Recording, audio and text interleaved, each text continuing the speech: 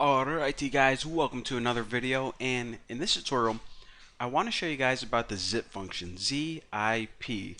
Now my guess is that if you've been programming Python for like any decent amount of time, you probably saw this a lot, and it's kind of confusing to know exactly what it does just by looking at it the very first time. So I'll go ahead and show you guys a real basic example now. Basically what we're going to do is we're going to have two lists of equal length, and we're going to zip them together or tie them together. So we're going to return a final list of tuples. So I'll make a really simple demonstration. This won't be anything useful, but it'll be really easy to see what's going on. So say that we have two lists of names, Bucky, and these are all first names, Tom and Taylor. Now we have another list of equal length, and this can be the last names. So Bucky, my last name is Roberts. We'll say it's Tom Hanks, and Taylor. Ugh, oh my pumpkin pie. Alright, so I have two lists right here, and obviously it would be really nice if we could tie these together somehow, because in our program, basically, we're always going to be using these together. The first and last name, you always see them together in pretty much every computer program. Say you're making a social network or something. So what you can do, instead of iterating through the entire thing in some kind of for loop with a counter and calling like 0, 1, 2 every time, that can get kind of messy. So instead what you can do is zip them together.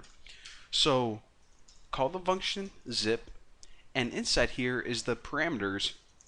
You toss in whatever list you want to zip together.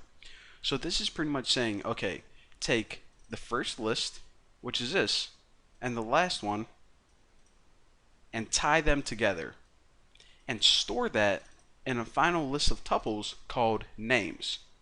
So let's go ahead and take a look at names just so we can visually see what exactly is going on. So again, I know that I just tied together a list and I'm just going to loop through them right now, so it's kind of pointless, but again, this is just a demonstration. So for A, B, and names, print A, B. So let me just run through this and check this out. Bucky Roberts, Tom Hanks, and Taylor Swift. Now, like I said, what this is actually doing is making a list of tuples. So it actually looks something like this. Bucky Roberts, I'll just copy this. So it's going to look something like this. Bucky Roberts, Tom Hanks, and Taylor Swift. So again, whenever we loop through them, it's going to break them apart, and you can access each individual element if you need to, or keep them together in a nice zipped list.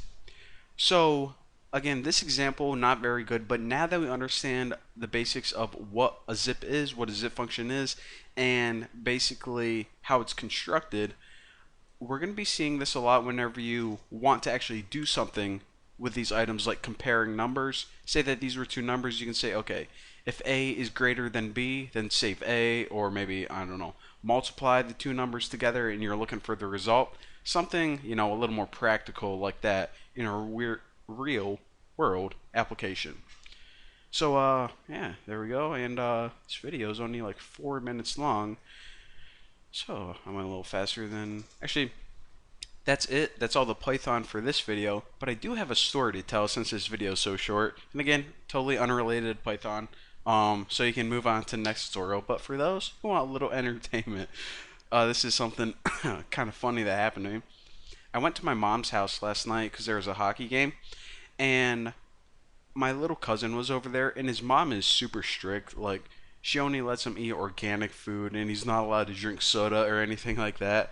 So me and my sister and this little kid, my little cousin, were sitting around the dinner table, and I always like to be like kind of goofy around kids just to see how they'll react.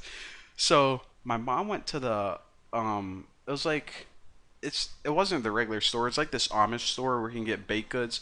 And she bought this little loaf of bread. It's like a little bit bigger than the size of a cell phone. So I picked it up and I started talking to it like I was talking to someone, and I'm like, hello, completely serious. And my sister she just was like playing along with it exactly. She didn't even smile or anything. So now my little cousin's like looking at me like he's thinking about laughing, but then he's like looking around. He's like, how come no one else is smiling? Is this guy like really talking to someone on this bread phone? So so I'm like, hello, and I asked him to be quiet because I can't hear him very good on my bread phone. So I'm like, oh, it's my doctor, and I go, oh, the test results are in. Oh, what is it? Oh, it's a yeast infection, and then and then my sister just busts out laughing because she couldn't keep her I don't know, she couldn't keep a straight face anymore.